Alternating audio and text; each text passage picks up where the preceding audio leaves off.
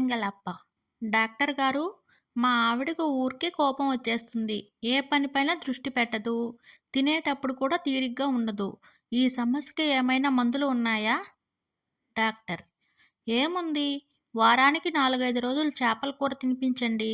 వెంగలప్ప: చేపల కూరకి ఆమె సమస్యకు సంబంధం ఏమిటి? డాక్టర్: మనిషి జీవితంలో ఓర్పు, సహనం, జాగ్రత్త అనేవి చేపల కూర తింటున్నప్పుడే ఉంటాయి కాబట్టి. అప్పారావు: అరే సుబ్బారావు, ఏ వస్తువైనా నాకు రెండుగా కనిపిస్తున్నాయిరా, ఏం చేస్తే బాగుందంటావు? సుబ్బారావు: సింపుల్. రెండు కళ్ళు ఉన్నాయి కాబట్టి రెండుగా కనిపిస్తున్నాయి. కాబట్టి ఒకటి ఎవరికైనా దానం చేసేయి. మీకు మంచి పేరుతో పాటు మీ సమస్య కూడా తీరిపోతుంది. కిరణ్: నిన్నెందుకు అరెస్ట్ చేశారు? చందు: నేను మా వంశపారంపర్యంగా వస్తున్న కులవృత్తిని నమ్ముకుని బతుకుతున్నాను, అందుకు. కిరణ్: అందులో తప్పేముంది? కులవృత్తులను ప్రభుత్వమే ప్రోత్సహిస్తుంది కదా. ఇంతకీ మీ పెద్దల వృత్తి ఏమిటి? చందు: దొంగతనం రా.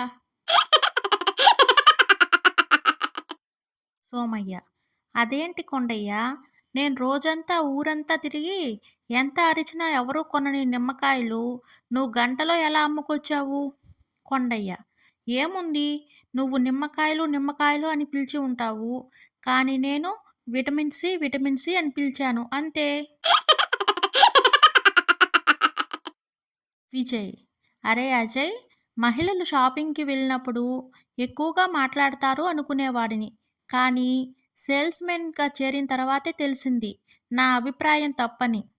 అజయ్: అవును, షాపింగ్కి వచ్చినప్పుడు వాళ్ళు మాట్లాడేవి రెండు మాటలు.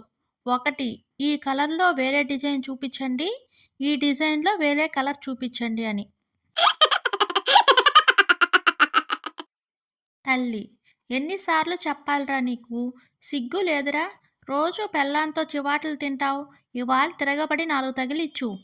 కొడుకు: నువ్వే కదమ్మా చెప్పావు చెప్పుడు మాటలు వినొద్దు అని.